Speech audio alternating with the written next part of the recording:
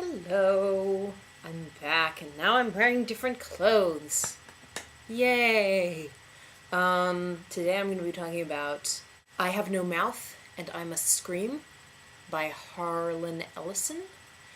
And it's a short story. Essentially, there's this supercomputer who's destroyed humankind, but he's left 5 humans alive, and he's just like spending his time messing with their brains and screwing with them and like making their lives a living hell, and he's keeping them like eternally alive. And it's a really good short story. I really liked it. I'm so happy that there was finally. But hold on, Calla. Hold on. What? Other Calla? Do you really think the short story is a good short story, or do you just like it because it's gross and you like gross books? I do like gross books. I do like gross books. You like Chuck Palahniuk. I do like Chuck Palahniuk. I like him a lot. But I think there's more to this story than just it having gross bits described very, very well. I think there's a lot more to this, and I think the thing that I like above all with this short story, the kind of way it's like breaking down humans' idea of themselves as like the super species.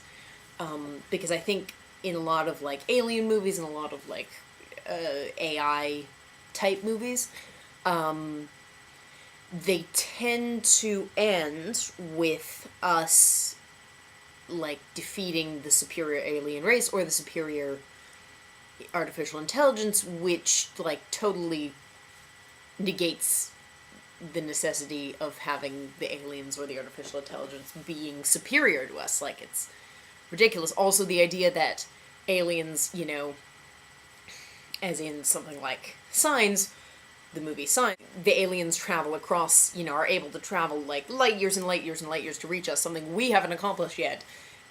And they travel to a planet mostly made up of water, and their weakness is water. Like, just this idea that no matter what, humanity will always be superior, and this idea that, like, humanity, that, like, the aliens or the artificial intelligence, when it shows up, will respect us as an intelligent species, because we only rank intelligent species as, like, as smart or smarter than us. As they say in one of my favorite podcasts, the Cracked podcast, in their episode about aliens, squirrels think that they and other squirrels are an intelligent species. And we don't, because we're more intelligent than them, but that, like, there's no saying that aliens or whatever, you know, dominates us wouldn't come and treat us the same way that we treat squirrels.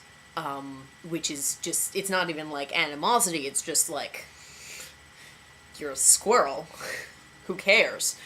And I think there's no bigger culprit in the kind of humanity will survive no matter what, because we have something no other species does. There's no bigger culprit in that than something like Doctor Who. Or Superman.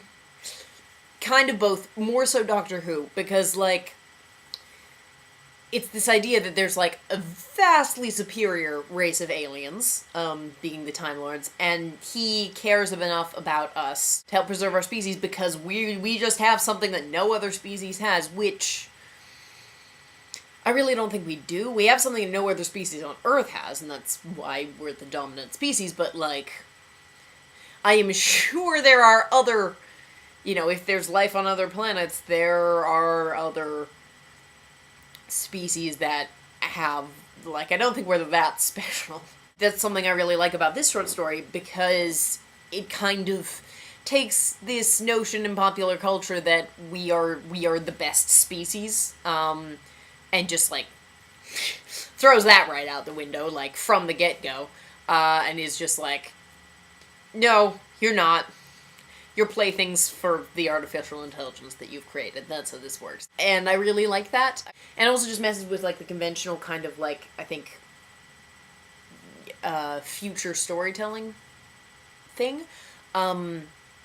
Because, like, the thing I talked about in Partials, where it's like the reading of a story where there's just this utter hopelessness. That, but, like, times 10 million, because there's only 5 people left on Earth, and they have effectively been rendered completely sterile. There are 5. There are going to continue to remain 5, up until the end of the short story, but I won't spoil that for you. Like, it's just utter hopelessness.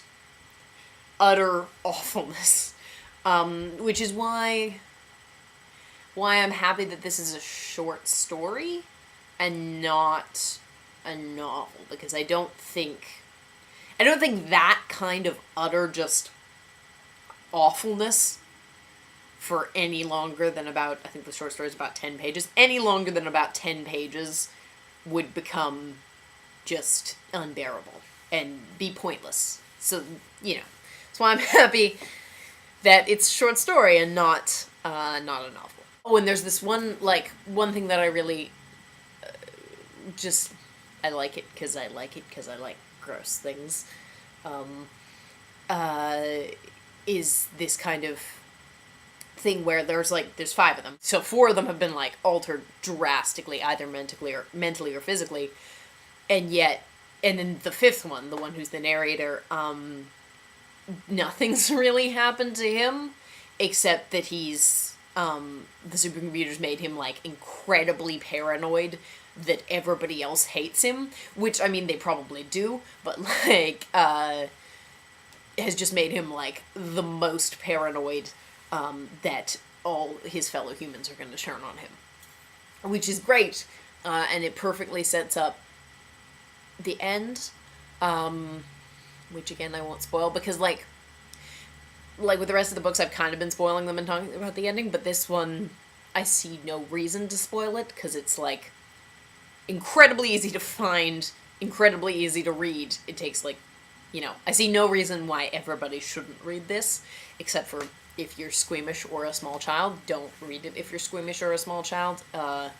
It's, quite disturbing. Also, the title. I am a sucker for good titles, and I'm not a big fan of, this kind of prevalence in books nowadays, especially, dystopian books, to name the title, a single word.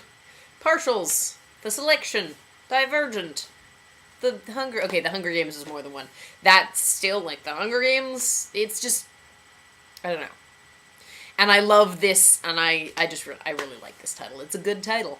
It's a good title. It's a good short story. If you're not squeamish or a small child, and you like things that are gross, like me, check it out. There's a lot of, questions raised by this that, I am not going to go into because I haven't.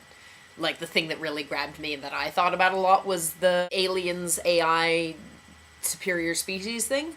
But there are a ton of things that are raised by this short story. Just, a whole bunch that you can think about and talk about. And just, how much, free will and how much we're in control of ourselves. And, questions about God and questions about, all kinds of things. On the topic of just being questions of God. One more thing and I'm going to end. There's this thing where the character's main objective in the story is that they're trying to go to this hill, because one of the members is sure that he knows that there's going to be food there, so then they spend the majority of the story traveling there, but everybody else is there's not going to be food there. This is a trick by the supercomputer. We all know this. Even the guy who is sure there's food there deep down knows that this is a trick, but they're gonna go anyway, because what else do they have to do? That's something that I really like. The thing where the group of people knows that this thing is futile, they're fated to do this, because they kind of are, because the supercomputer could easily force them to go there. But there's what else are they going to do? And the idea of life as this thing where, we all know that we're gonna die at the end. We all know this. But we might as well try to, like, achieve our objectives along the way, because what else are we gonna do? That's a super depressing way to look at life, but I kind of like that way of looking at life. Like, it's not something that bums me out, the idea that, like, we're all just marching toward death. Let's have some fun on the way, because, you know, why not?